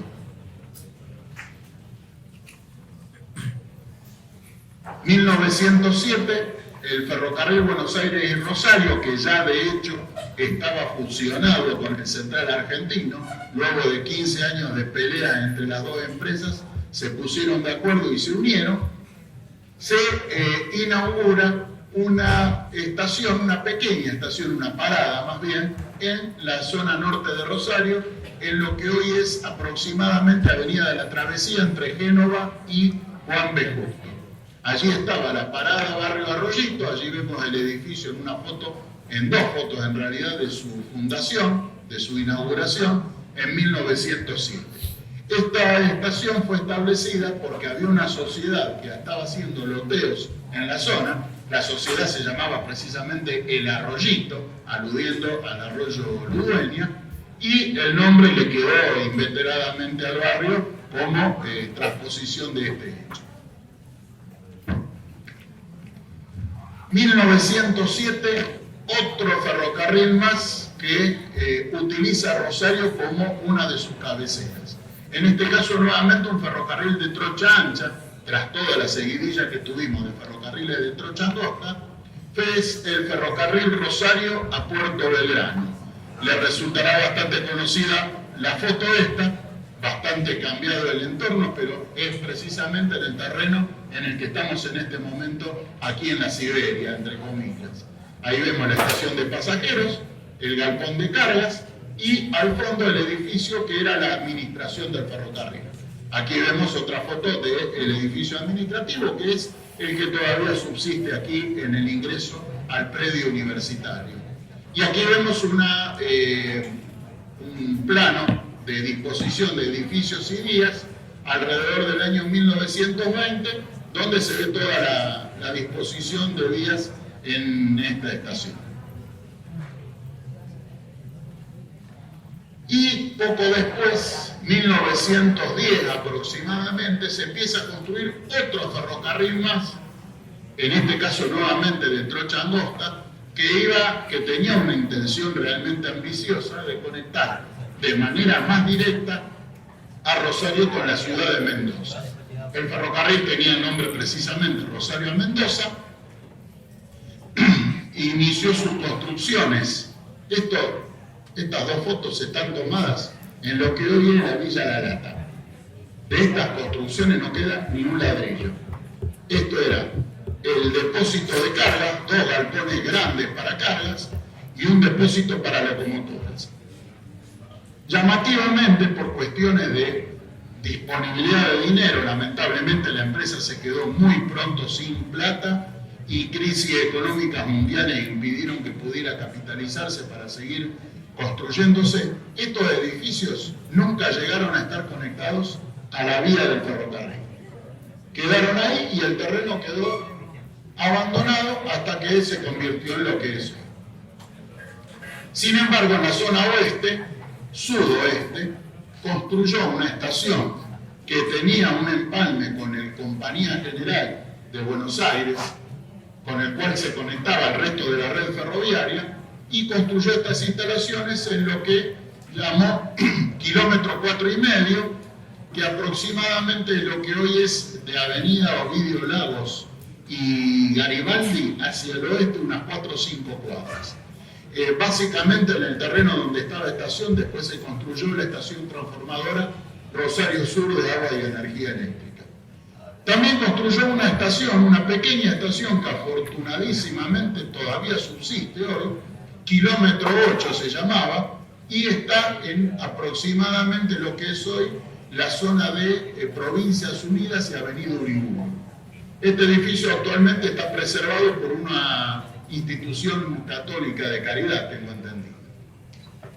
Y allí vemos una fotografía de la construcción del Rosario Mendoza, en la que llevaban montado en vagones un puente para instalar sobre otros ferrocarriles.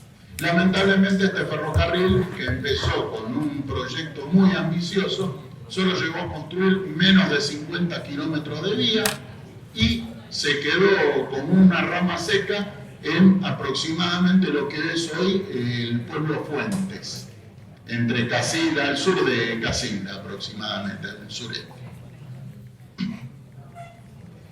Entre tanto hubo novedades. En 1910 aproximadamente el ferrocarril Santa Fe, el que entraba por el actual Boulevard Rondón, ya las instalaciones que tenía en la zona del patio de la Madera estaban saturadas, y decide construir una gran playa de maniobras en la zona noroeste de Rosario. Ahí construye lo que es el patio Sorrento, que todavía existe al día de hoy, algo modificado, y también establece la nueva estación Sorrento, Sorrento Pasajeros. La estación Sorrento original, que es la que se demolió hace poco, se siguió conociendo como Sorrento Cargas, porque se siguió moviendo tráfico de cargas a los desvíos de la zona, y se construye toda una serie de instalaciones, depósitos de locomotoras, cabinas de señales, y aquí vemos en este plano de la zona tanto la parada Barrio Arroyito del Central Argentino, Buenos Aires y Rosario, como Sorrento, empalme graneros del Córdoba y Rosario, y había unas planchadas de transbordo en lo que hoy es aproximadamente Travesía y Juan José Paso. 1914 ya tenemos casi definitivamente la traza ferroviaria de Rosario. Aquí tenemos la línea de la Compañía General saliendo hacia Buenos Aires, por aquí, estación Rosario, estación La Bajada, saliendo hacia Pergamino. Tenemos el Rosario Puerto Belgrano, saliendo por Villa Diego. Tenemos el Rosario Mendoza, no construido desde la actual Villa La Lata hasta la zona sudoeste, y desde ahí sí construido hasta Fuentes. Ahí vemos la estación kilómetro 8, y también el ferrocarril extensión a Buenos Aires, que salía del Triángulo y que salía en el rumbo sur.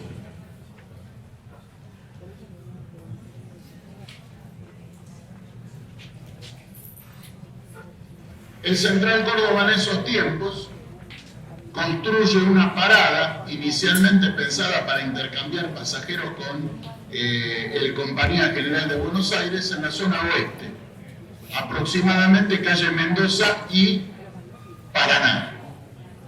Años después, originalmente denominada kilómetro 302, después se la rebautizó Rosario Oeste.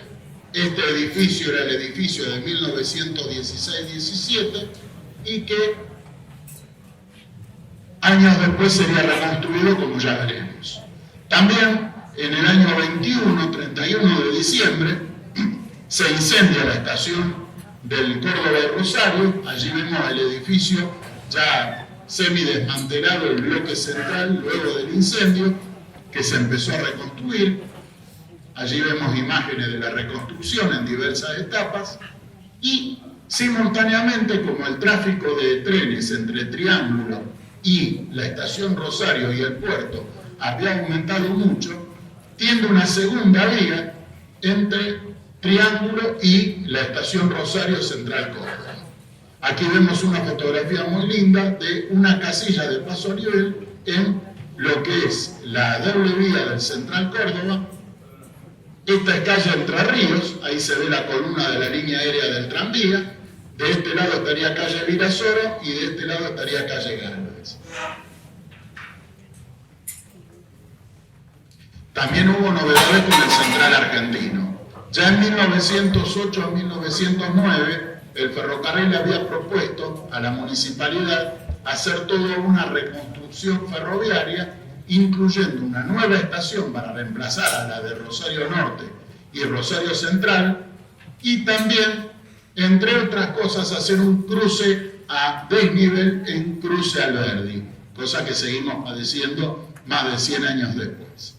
Este fue el proyecto de la estación que iba a construir el Central Argentino en lo que hoy es el Parque Norte, es Wilbrey o su prolongación Avenida Rivadavia, entre aproximadamente Boulevard Oroño, Calle Alvear, Calle Santiago. Ese era el edificio planeado, se llegó a poner la piedra fundamental, todavía está hoy ahí criando líquenes. Estuvo presente, además de autoridad del ferrocarril, el presidente de la Nación de ese tiempo, Marcelo T. de Alvear. Aquí vemos cómo está hoy la piedra fundamental, que no dio fundamento a nada, lamentablemente. Otras empresas siguieron también creciendo. El ferrocarril Santa Fe, en la zona del Patio de la Madera, que tenía su estación provisoria de madera desde 1892, en estos tiempos decide hacer un nuevo edificio. Propone a la municipalidad, inicialmente propuso extender las vías hasta Córdoba y Boulevard Oroño. El proyecto comenzó a hacerse en primera etapa, pero después la municipalidad rechazó la idea, con lo cual el proyecto quedó en nada y propuso una alternativa de un nuevo edificio, aquí vemos el dibujo, en lo que sería calle Vera Mujica y Córdoba. Este edificio tampoco se construyó porque la municipalidad nuevamente objetó el tema de que había que abrir calle Caferata. Entonces, mientras tanto, que en esa época todavía estaba cerrada, mientras tanto, entonces el ferrocarril construye una nueva estación, también provisoria, de chapa y madera, en lo que es la esquina de Caferata y Córdoba. Esta estación duraría casi 2 décadas completas, se inaugura en 1911 y se cerraría en 1929, finalmente reemplazada por el edificio que hoy conocemos. Ahí vemos un diseño preliminar del edificio que se construyó a fines de los 20, fíjense que notablemente carece de la torre característica que después se le agregó. Y en definitiva, el edificio se termina construyendo rápidamente entre 1927 y 29. Allí vemos etapa de la construcción, el edificio terminado y el gran paso a nivel que se abrió para la calle Caferata, con una multiplicidad de barreras porque había muchas vías que cruzaban en ese sector. Como pueden ver, obviamente, ahora ya no es muy reconocible, pero esto es todo el sector actual de la estación terminal de ómnibus Mariano Moreno. También encaró otra gran obra el ferrocarril Santa Fe en esos tiempos. ¿Se acuerdan que la vía proveniente de Santa Fe entraba por lo que es el Boulevard Rondó? Bien. La entrada esa por Rondó no era práctica para el ferrocarril porque tenía algunas pendientes bastante bravas y también era complicada porque la ciudad había ido creciendo. Entonces proponen en la década de 1920 y llevan a cabo una variante con la cual la traza original, apenas superada viniendo hacia Rosario desde la estación Juan Ortiz, hoy Capitán Bermúdez, toma hacia el oeste, cruza con un gran puente que todavía puede verse hoy sobre la vía del Central Argentino, viniendo de Rosario y siguiendo hacia San Lorenzo. Este puente sigue existiendo hoy día y si se miran un poquito el detalle, los estribos del puente fueron previstos para doble vía. Ya los franceses pensaban de que podía tener más futuro el ferrocarril. Lamentablemente el puente quedó con una sola vía hasta el día de hoy. También construye nuevas cabinas de señales en el patio Sorrento y también en la estación Rosario. Allí vemos una vista de la estación Sorrento Pasajeros, la nueva, la de la década de 1910, y también tuvo un proyecto que después abortó la crisis de 1930 de ampliar su trinchera en Ludueña para que de una sola vía tuviera 2 o 3 vías, y aquí vemos un dibujo del proyecto de cómo iba a quedar el puente de la calle Lima sobre la trinchera. 1932 ya tenemos las trazas más o menos consolidadas, con muy pequeñas modificaciones que no viene al caso de detallar. La modificación más importante de estos años fue que la municipalidad decide trasladar los antiguos mataderos que estaban hoy en lo que es aproximadamente Avenida Grandoli y Boulevard Seguí, allí lo vemos, los decide trasladar al sector más al sur, en lo que hoy es el Parque del Mercado, que es lo que se conoce. Ahí se instalan los nuevos mataderos, corrales, y entonces se construye un desvío ferroviario. Lo construye el ferrocarril Rosario a Puerto Belgrano, que era el que tenía vías en la zona, pero también lo construye con trocha métrica, o sea, con vía de 3 rieles, para que pudieran entrar vagones de trocha angosta vía Compañía General. Esa es la modificación que se hace en ese sector. Habíamos visto antes la foto del original edificio de la parada kilómetro 302 Rosario Oeste. Cuando se estatiza a finales de la década de 1930 al ferrocarril Central Córdoba, los ferrocarriles del Estado resuelven poco después renovar ese edificio y convertirlo en la estación de paso de los trenes por Rosario de esta empresa. Porque antes todos los trenes que venían desde Buenos Aires y seguían al norte o viceversa, tenían que tomar por el Triángulo, llegar hasta la estación Rosario de 27 de febrero y Juan Manuel de Rosas. Allí cambiaron locomotora y volvían a desandar esos 5 kilómetros hasta el Triángulo y seguían hacia su destino. Aquí lo que se hace ya directamente, se evita que los trenes de larga distancia, los locales siguieron entrando a Central Córdoba por unos años, pero los trenes de larga distancia ya paraban esta nueva estación que se inaugura en julio de 1945 y es la estación que hasta hoy conocemos ahí en la zona oeste, Mendoza y Paraná. Año 1948, ya al filo de la nacionalización definitiva, las empresas francesas fueron nacionalizadas en 1946-47 y las británicas en 1947-48. Y esto significó que ya, estando bajo la administración común del Estado, había instalaciones que previamente existían duplicadas o incluso triplicadas, porque pertenecían a distintas empresas que ya perdieron razón de ser, de que siguieran existiendo. Entonces, a finales de la década de 1940, se aborda la reconversión de lo que era la antigua estación del oeste santafesino, luego Ferrocarril Central Argentino, estación Rosario Este, en el Parque Urquiza. Aquí vemos una foto de los años 40, todavía con la estación en operación, no operaba pasajeros, solo cargas. Allí vemos el puente sobre la avenida Pellegrini. Aquí vemos una foto de cuando se desarmó el puente. Ahí vemos la columna central ya revestida en mampostería, como sigue hasta el día de hoy.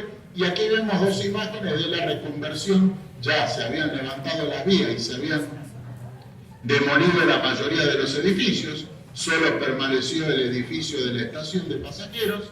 Y aquí ya se estaba construyendo el arranque de la Avenida de la Libertad, bajando hacia el Parque Nacional a la Bandera.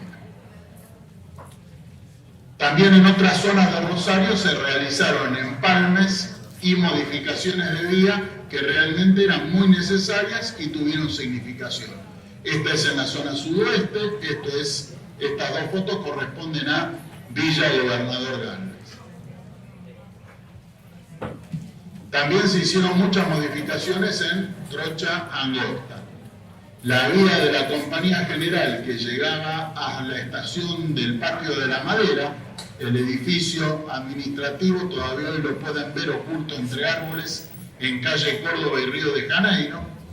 Esta vía de empalme, que solo se usaba para cargas, se levantó inmediatamente. También se levantaron los rieles en la estación del ferrocarril Santa Fe, con el objetivo, que después se concretó poco tiempo después, de convertirla en estación terminal de ómnibus. Hasta ese entonces los ómnibus de larga distancia y media distancia llegaban hasta el centro de Rosario, parando en la Plaza Sarmiento o en algunas instalaciones que estaban cercanas a la plaza.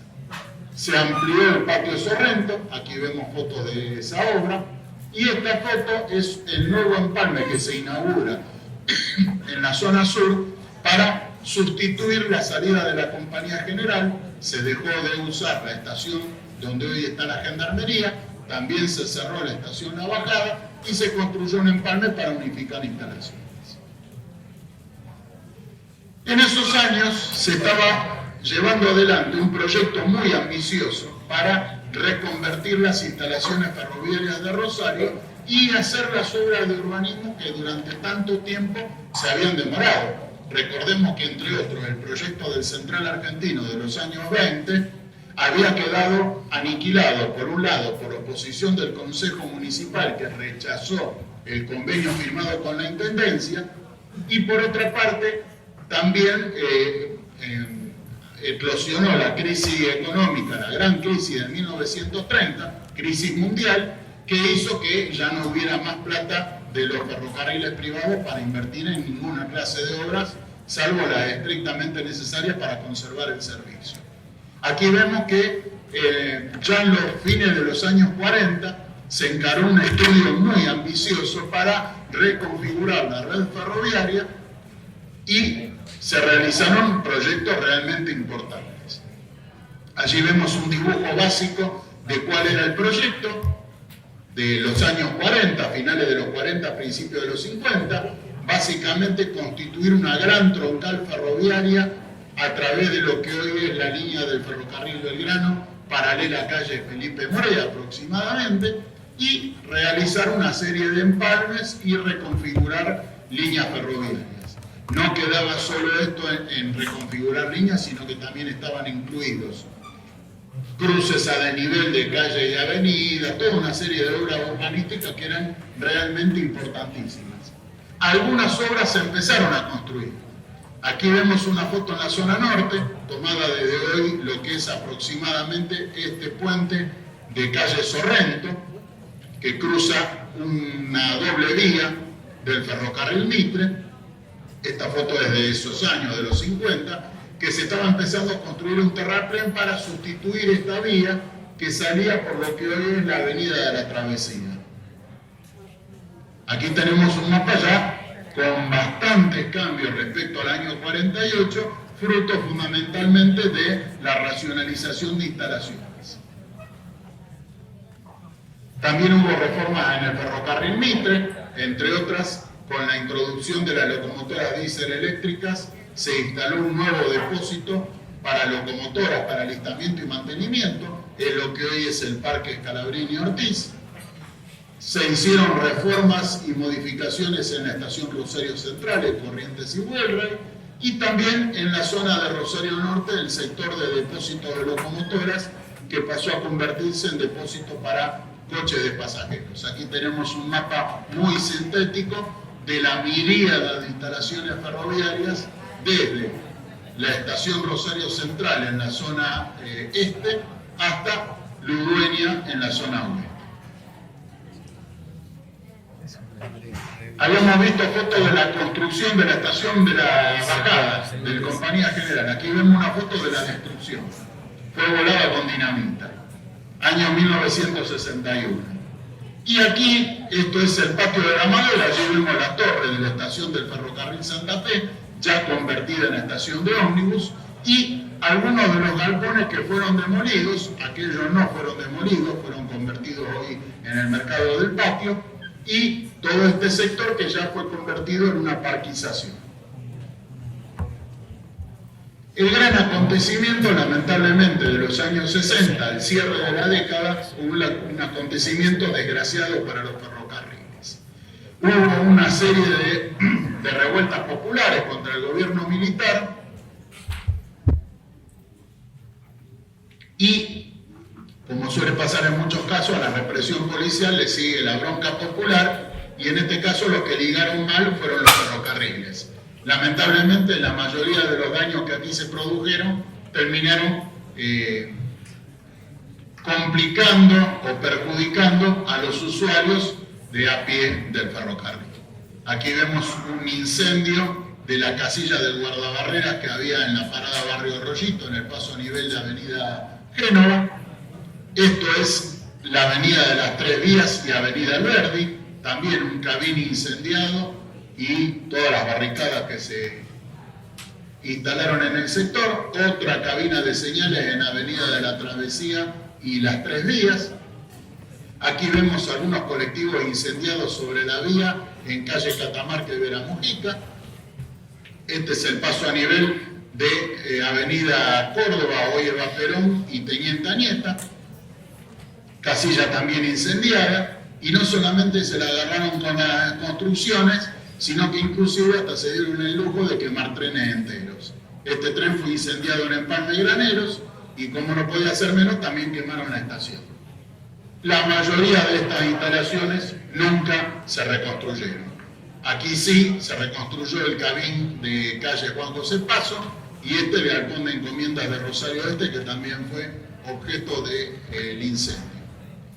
A tanta mala noticia también hubo algunos acontecimientos simpáticos. A principios de la década del 70, Ferrocarriles Argentinos instaló en el ámbito de la exposición rural en el Parque Independencia un pequeño ferrocarril de trocha angosta, que merece evocarse porque fue una cuestión muy simpática y que movió cantidades impresionantes de público y muchísima gente lo recuerda al día de hoy.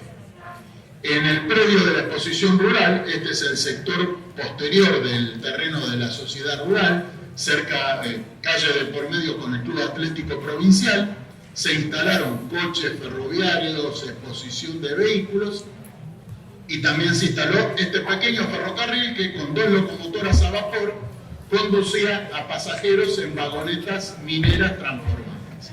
Aquí vemos algunas de las fotos tomada en esa oportunidad. Eso se llamó el trencito del tiempo. También en esa época se llevó a cabo otra obra importante ferrourbanística que lamentablemente no tuvo sucesión años después, el viaducto Avellaneda. Allí vemos una foto de la construcción todavía no habilitado. La foto está sacada desde el edificio que era del teléfono del Estado en el Cruce Alberdi, hoy Telecom. Y el proyecto tenía 2 etapas. Y aquí vemos el proyecto como se pensaba que iba a ser definitivamente. En realidad, el proyecto incluía rampas de acceso y descenso desde la avenida Bordavere, la prolongación de la avenida Salta, hacia el viaducto. Lamentablemente, como muchas obras en nuestro país, la primera etapa fue la que se hizo y la segunda etapa la dejamos para después. También se recompletaron algunas otras obras de conexiones ferroviarias que agilizaron el movimiento ferroviario. Esta es una construcción en la zona oeste, donde hace pocos días descarriló un tren que se hizo mucha bulla, Cabín 9. Y aquí vemos 2 fotografías de todavía en los años 70, la vía que iba paralela a calle Vera Mujica. Esta cabina de guardabarreras es calle Córdoba, entre Vera Mujica y Avenida Francia. Hoy ahí está la capilla de San Pantaleón. Y esta foto está tomada desde otra casilla similar que estaba en calle Mendoza. Esta foto está mirando hacia el norte, ahí viene avanzando un tren hacia Retiro, y allá vemos el perfil característico del edificio de la Facultad de Odontología.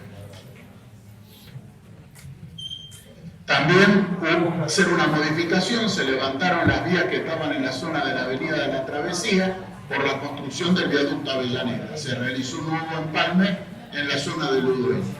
Y también se modificaron los empalmes en la zona de Empalme Graneros. Pero mucho de lo bueno acá se empezó a terminar. Lamentablemente, con la asunción del golpe militar en marzo de 1976 y el plan económico que lo siguió, empezó nuevamente a repetirse la letanía del déficit ferroviario y de que había que recortar gastos para salvar el país. Bien, recortamos los gastos, sacamos los trenes y el país no lo salvaba. Aquí vemos una foto de uno de los últimos trenes a vapor que venían vía Pergamino desde Buenos Aires y que llegaban acá a Rosario a horas de la tarde. Esta foto está tomada días antes de que este tren fuera suprimido. Este tren nunca llegó a operar con locomotora diésel eléctrica. Aquí en la foto está a la altura de la cabina de señales, kilómetro 299, aproximadamente un poco más allá estaría lo que hoy es el cruce de el Boulevard Seguín en la zona de Triángulo. Aquí el tren ya está entrando en la zona de Patio de Triángulo para seguir hacia Estación Rosario Oeste. También en 1978 se clausuró el Patio de Triángulo. Después le tocó el turno al ferrocarril Mitre, en 1977. Esto fue por etapas. El plan no se hizo de un día para el otro. Fue por etapas, cosas que doliera menos. Pero el efecto fue el mismo. 1977 se cierra la estación Rosario Central y todos los trenes locales que partían desde esa estación a toda la región de Rosario y zona de influencia. Ahí tenemos una reseña de los trenes que circulaban. Todavía en el año 1975 la estación movía casi 80 trenes por día, tanto de entrada como de salida. 1978, con las modificaciones que se fueron mencionando. En los años siguientes también hubo algunas mejoras de instalaciones, se duplicó la antigua variante Mataderos del oeste santafesino central argentino y se construye recién en 1981, que había sido una demanda de la zona sur de Rosario de décadas, el inicial apeadero sur, hoy Estación Rosario Sur. Esta foto es de la década de 1980. También se construyeron un nuevo acceso al puerto, ampliando las instalaciones, lamentablemente todavía hoy están fundamentalmente desaprovechadas, y también se construyó una nueva playa de maniobras, esa todavía hoy existe parcialmente, detrás de la estación Rosario Norte. Después le tocó el turno, ya en los años 80, el Patio de la Madera, que se seguía usando como estación de carga y descarga de mercaderías. Aquí vemos una foto del sector del Patio de la Madera, ahí entre los yuyos, el paso a nivel de calle Castellanos. Y esta foto está tomada en el túnel, entre comillas, mirando hacia el norte y justo un tren del ferrocarril Mitre cruzando por arriba en la zona de Ludueña. 1989, el canto del cisne del ferrocarril en Rosario. Durante 2 meses se hizo un servicio experimental con ese ferrobús, en realidad un ómnibus sobre rieles, funcionaba bastante bien, que realizaba este servicio casi circunvalar perfecto, rodeando Rosario, arrancando en la estación Rosario Central y terminando en la estación Fluvial. Solo faltaba este pequeño tramo por el puerto para cerrar el bucle, cosa que nunca se hizo y lamentablemente fue una oportunidad desperdiciada. Después vino lo que ya sabemos, hace pocos días se cumplieron 30 años del último tren rápido en serio entre Buenos Aires y Rosario. Esa es la carátula del boletín de nuestra asociación que recordó ese hecho de oprobio. Y después vino todo lo demás. En el sector del actual Parque Scalabrini Ortiz, las instalaciones fueron demolidas y se quemaron vehículos históricos. El depósito de Rosario Norte, donde nosotros propusimos instalar el Museo Ferroviario, fue desmantelado. Y pese a todo, el ferrocarril siguió latiendo, aunque en animación casi suspendida. En 1997 se restablece un servicio casi testimonial entre Rosario y Buenos Aires, poco después un servicio a Tucumán, y en el año 2000 se restablece el servicio desde Rosario Norte hacia Buenos Aires. En ese momento vale aclarar que la estación Rosario Norte estuvo a punto de ser clausurada y levantada la vía. O sea, hasta ese grado de desmantelamiento llegamos. Año 2000, la situación que con mínimos cambios se reproduce al presente, pero sin embargo hubo algunos hechos alentadores después de esa época. El Estado restableció en 2005-2006 los trenes de larga distancia a Córdoba y a Tucumán, que siguen circulando hoy día, 2 frecuencias por semana, pero algo es algo. Se empezó a introducir material importado, lamentablemente en el país ya no se fabrican rieles, para las renovaciones de vía importantes que se han hecho, tanto en Rosario como hacia Buenos Aires, como en el norte del país.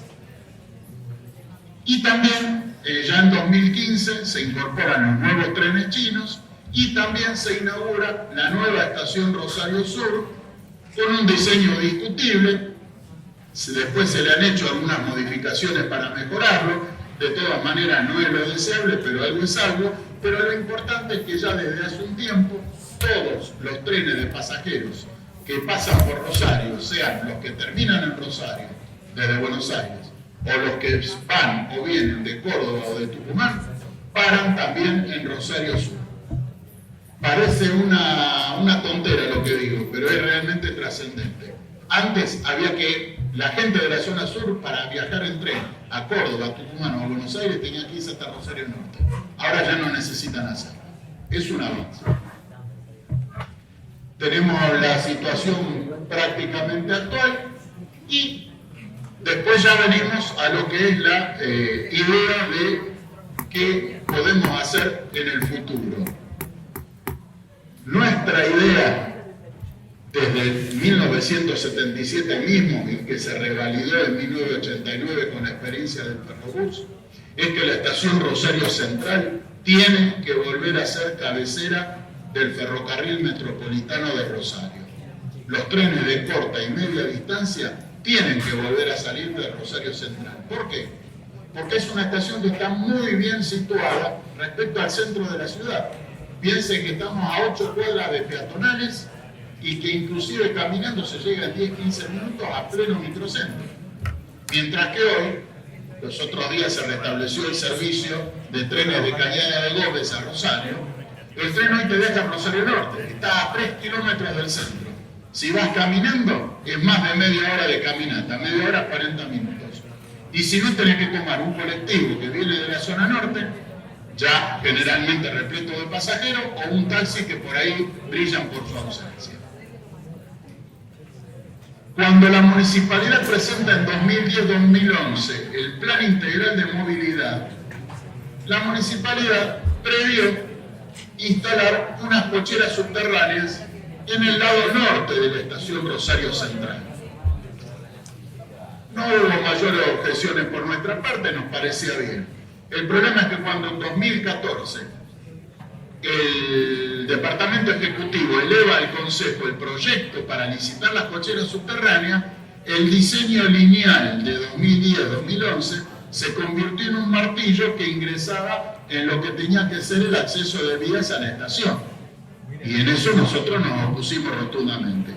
Fuimos al Consejo Municipal, dimos nuestras razones, pero el Ejecutivo ordenó, esto se aprueba a libro cerrado, y se aprobó a libro cerrado, no por unanimidad. Hubo varios concejales que apoyaron nuestra idea de que las cocheras no es que no se tenían que construir, pero que si se construían, no tenían que impedir la llegada en el futuro de trenes a la estación, que es lo que se pretende para una ciudad del nivel de Rosario. Ahí fue que empezó la campaña. Hicimos una campaña bastante intensa, nos apoyaron muchas instituciones, estuvimos semanas y semanas juntando firmas en Peatonal Córdoba para apoyar el rechazo al proyecto como se había planteado de la cochera subterránea.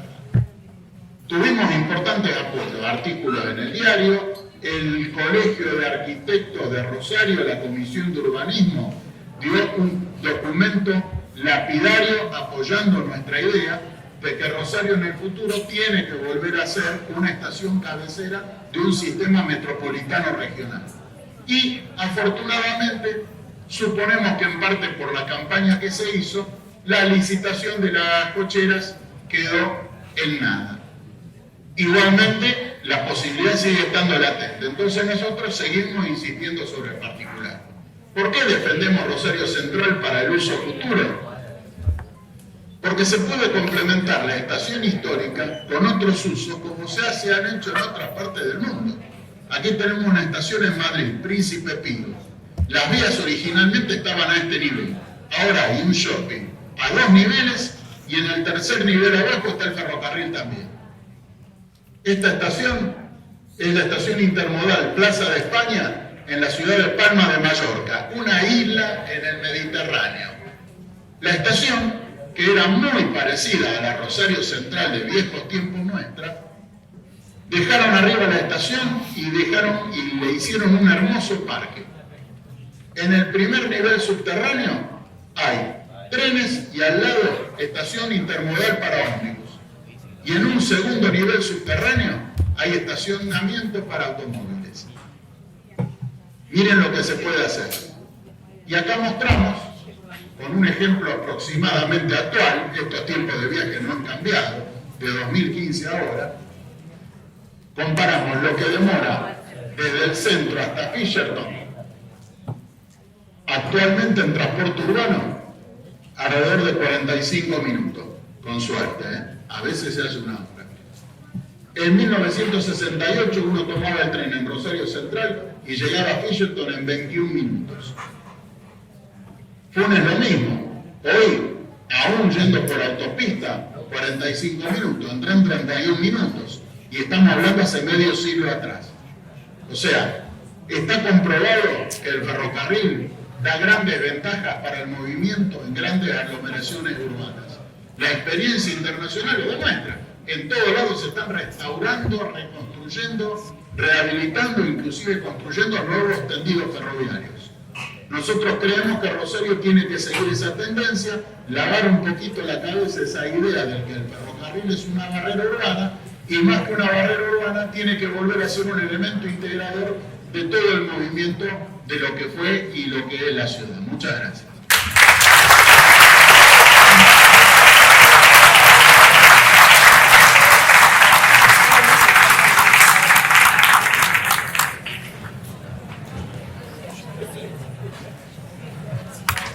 Bueno, por supuesto, y antes que nada, agradecer muchísimo a los amigos del Riel que nos brindaron una cantidad vastísima y muy importante de información.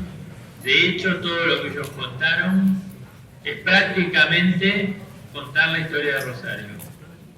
Desde una Rosario que más o menos alrededor de 1860, 1870 tenía no más de entre 3.000 y 4.000 habitantes, a una ciudad que ahora ronda por el millón y medio de personas que habitan o por lo menos utilizan la ciudad.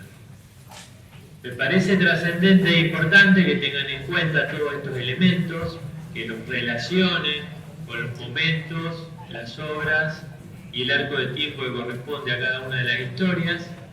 Por supuesto que les agradezco muchísimo a ambos que nos vinieron a dar la charla y me gustaría que se establezca un sistema de preguntas y respuestas para que puedan evacuar todas las dudas que ustedes tengan, porque no siempre contamos con la posibilidad de tener gente experta que conozca de estos temas, y creo que sería muy interesante si algunas preguntas de ustedes en base a los trabajos que están haciendo ahora, en base a lo que han escuchado en esta charla, pueden ayudarnos a avanzar en las reflexiones que estamos planteando hoy. Como para abrir un poco el debate, me gustaría que nos cuenten un poco más cuál es la idea sobre la estación intermodal en Rosario Central, que creo que es algo que parece que valdría la pena discutir, no solo pensando en el presente y en el pasado, sino pensando un poquito en el futuro.